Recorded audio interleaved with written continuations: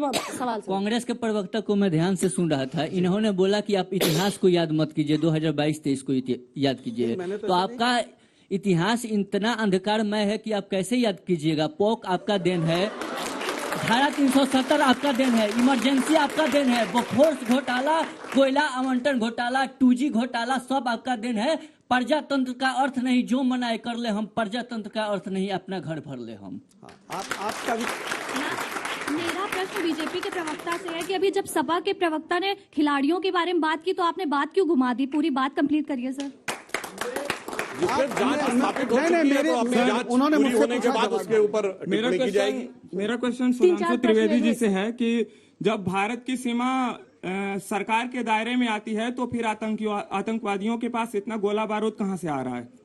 आपने बहुत अच्छी बात कही, जब से हमारी सरकार आई है तब से गोला बारूद में इतनी कमी आ गई है कि आने से पहले आप बताइए भारत का एक इलाका बताइए जहां बम धमाके ना होते हो। चंडीगढ़ से शुरू करिए, चंडीगढ़, दिल्ली, लखनऊ, वाराणसी, हैदराबाद, जयपुर, सुनिए अब सब खत्म हो गया है। देखिए अपने अपने टर्न पे रहिए, अपने अपने टर्न। अरे भाई पूरी बात बोलने दीजिए। अरे भाई मैं पूरा बता रहा हूँ, वहां चले गए। समझ में आता है क्या बहस करने लगते हैं। मैं कह रहा हूं अब सिर्फ दक्षिण कश्मीर के 4 जिलों में रह गया। अच्छा मैं एक बात कह रहा हूं, अंतर कितना आया है याद करिए। हमारी सरकार आने से पहले रेलवे स्टेशन पे लिखा रहता था ना कि छूना नहीं धमाका हो सकता है। अच्छा। पार्क में लिखा रहता था छूना नहीं। अब होता है कि नहीं? पुलवामा पूछ रहा प्रभु। हाँ पुलवामा में क्या हुआ वही बताओ। हमारी सरकार नहीं बता रहे, आपकी सरकार है तो आप जवाब दो। आप देखिए डिबेट करने आए, नृत्य करने आए या भाव भंगिमा दिखाने आए, भरत मुनि का नाट्य शास्त्र दिखाने आए, उसमें 8 भाव होते हैं, सारे भावों की अभिव्यक्ति कर देते हैं। अब सीरियस बहस करिए। देखिए एक बार थोड़ी देर अपनी बारी में बोलिए। अब आप कुछ ज्यादा ही वो करने लगे, नॉन सीरियस होने लगे मान्यवर। सीरियस जवाब दे दीजिए। इसीलिए अब मैं बताता हूं, पुलवामा पे तो हमने वो जवाब दिया था कि इमरान खान ने नेशनल असेंबली ऑफ पाकिस्तान में प्राइम मिनिस्टर कहा था जो बालाकोट में इन्होंने किया है उससे ज्यादा खौफनाक कुछ करने वाले हैं। मुझे लगता है इतना भयानक जवाब तो किसी सरकार ने नहीं दिया होगा। और याद करिए हमने वो जवाब दिया था कि पाकिस्तान के सांसद ने पाकिस्तान की नेशनल असेंबली का वो बयान याद करिए कि उसने फॉरेन मिनिस्टर का नाम लेते हुए कहा कि शाह महमूद कुरैशी साहब आए और आर्मी चीफ खड़े थे, आर्मी चीफ के पांव कांप रहे थे। उन्होंने कहा खुदा का वास्ता है शाम तक वापस कर दो अभिनंदन को वरना इंडिया अटैक कर देगा। ये हमने जवाब दिया था पुलवामा। लेकिन अनुराग जी आप इतना तेज हमारे ऊपर काहे गुस्सा आ रहे हो भाई? आपको उधर बोलना है, आप हमारे पर इतना तेज। हम तो पुलवामा पूछा था तो मैंने जवाब दिया ना भाई। इंडियन है। हाँ तो वही मैं जवाब दिया था ना। हम तो आपके ही देश में रहते हैं, आपके ही भाई हैं। हाँ इसीलिए तो हम कह रहे हैं ना आप चुनाव करीब है और बार बार ये सब तो 5 जहाज भी देते थे, 40 जवान शहीद नहीं होते हमारे। सतपाल मलिक कह रहे हैं, सतपाल मलिक कह रहे हैं आपकी पार्टी में अभी भी जवाब देता हूँ। अब जवाब देता हूँ। गवर्नर पार्टी में नहीं होता पहले तो पता होना चाहिए। अरे भाई दूसरी बात बताता हूँ, अरे गवर्नर पार्टी में नहीं होता भाई। आप फिर संवैधानिक से गलत बात बोल गए। गवर्नर नहीं होता, गवर्नर नहीं है ना। अब मैं आपको एक बिल्कुल टेक्निकल बात करता हूँ। देखिए आर्म फोर्सेस का जब मूवमेंट होता है तो वो इतना कॉन्फिडेंशियल होता है, सिर्फ कंसर्न ऑफिसर के अलावा किसी को पता नहीं होता। गवर्नर को पता कैसे लगा? पॉइंट नंबर 2, यदि उन्हें किसी भी प्रकार के जहाज की आवश्यकता होगी तो सीआरपीएफ, डीजी सीआरपीएफ या होम सेक्रेटरी से मांगेगा कि गवर्नर से मांगेगा।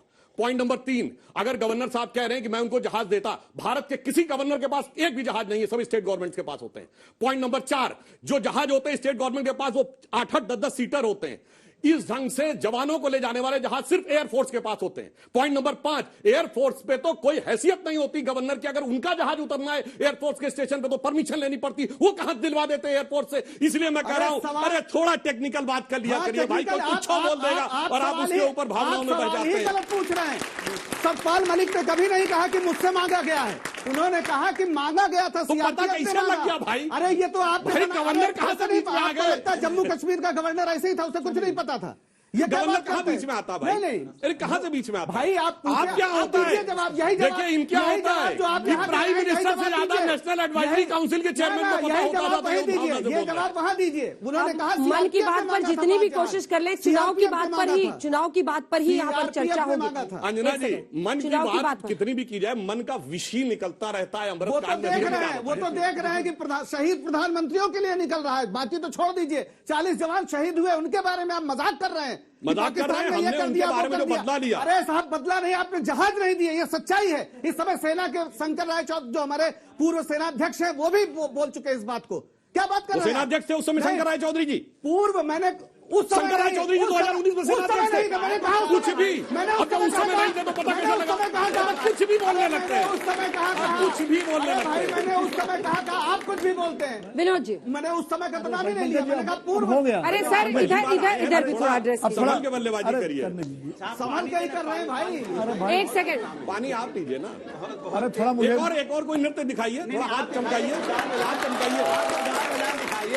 अरे भाई अब ऐसा दिन आ गया भदौरिया जी, जनता बीच में कहेगी ये गाना सुना दीजिए जरा। अंजना जी, गाना नहीं, हमने तो इनको बताया कि ये हकीकत बच्चे क्या यहाँ है। से कह रही हैं कि गाना सुना दीजिए। अंजना नहीं, जी, मैंने तो हकीकत बताई उनको, गाना क्या है। ठीक है, अब वापस करते हैं, सीरियस बहस करते हैं और अपनी अपनी बारी में बोलिए, जिसका नाम लूं वही बोले प्लीज। नृत्य और गीत से थोड़ा आगे आगे बढ़े। बढ़िए।